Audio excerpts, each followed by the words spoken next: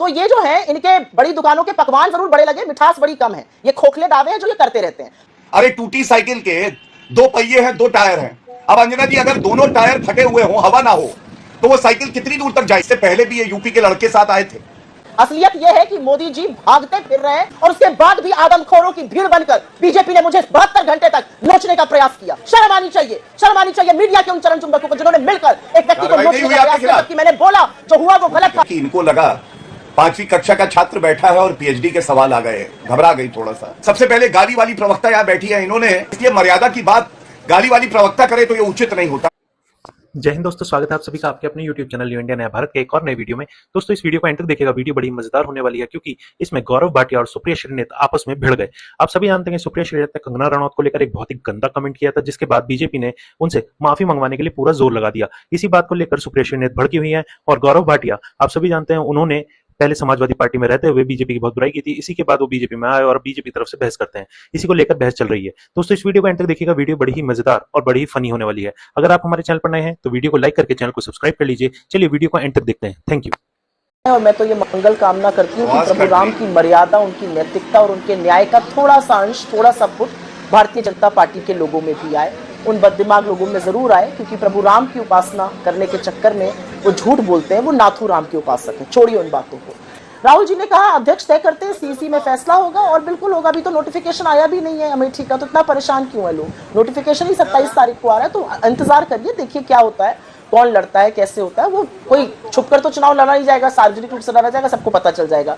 आपकी इस बात का लेकिन मैं जवाब देना चाहती हूँ। आपने 150 कहा कि अच्छे से मट जाएंगे, बिल्कुल हम 180 मान के चल रहे थे, निरंतर इनके नंबर गिर रहे हैं। भाजपा की आदत है बड़ी बड़ी बातें करना। 2017 में गुजरात में कहा था 150 आ रहे हैं, 99 आए थे।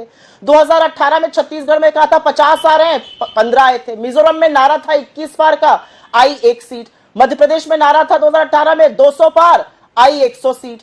2019 में हरियाणा में नारा था 75 पार, आई 35। 2020 में दिल्ली में नारा था 45 पार, आई 8। 2021 में तमिलनाडु में नारा था 118 पार, आई 4।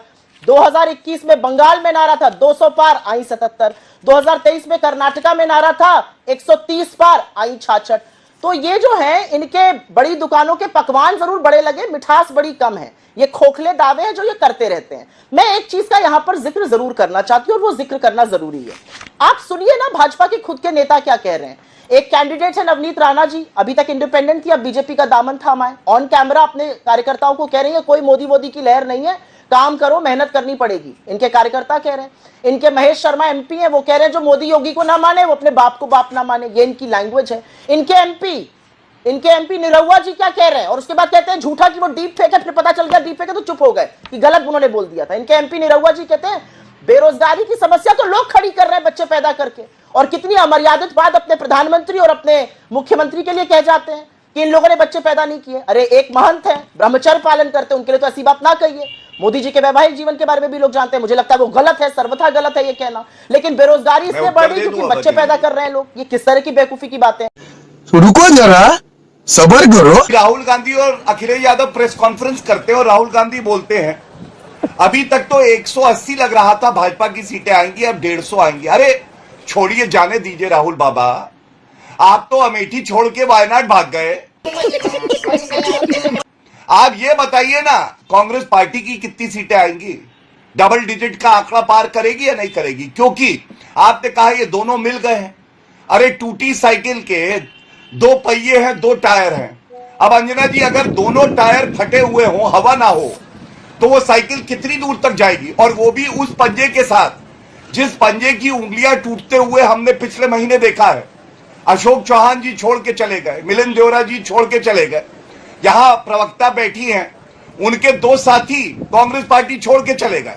मैं 1-2 सवाल पूछ लेता हूं। पहला सवाल, क्या ये क्लैरिटी जो नरेंद्र मोदी जी की है उसके सामने इनका कंफ्यूजन खड़ा हो पाएगा? केरला वायनाड में एनी राजा वो राहुल गांधी के खिलाफ चुनाव लड़ रही हैं। अगर ये सब एकजुट हैं तो एनी राजा का विश्वास क्यों नहीं जीत किया? एनी राजा ने कहा राहुल गांधी अगर इतने शक्तिशाली हैं तो जाके वाराणसी से चुनाव लड़े। पिनरई विजयन ने क्या कहा? उन्होंने स्वयं कहा कि हमसे राहुल गांधी लड़ रहे हैं, जाना चाहिए उनको उत्तर प्रदेश में, उनको जाना चाहिए उत्तर भारत में। तो मेरा पहला सवाल है कि जब लेफ्ट पार्टियों के लीडर को, इनके घटक दलों को इन पे विश्वास नहीं है, तो जनता इन पे विश्वास क्यों करेगी? राहुल गांधी ने भी कुछ दिन पहले कहा था कि देखिए, जो हिंदू धर्म में शक्ति होती है ना, हमें उस शक्ति से लड़ना है। कांग्रेस पार्टी ने कहा भगवान राम काल्पनिक है, प्राण प्रतिष्ठा का समारोह था और इनको निमंत्रण आया, ये नहीं आया। ये क्या दर्शाता है? ये दिखाता है कि आज तक तो हेलीकॉप्टर शॉट लगा रहा है, लेकिन राहुल गांधी और कांग्रेस पार्टी और समाजवादी पार्टी ये बार बार हिट विकेट हो रही हैं। और देखिए, एक बात और बता दूं, इससे पहले भी ये यूपी के लड़के साथ आए थे। हश्र क्या हुआ हम सब जानते हैं।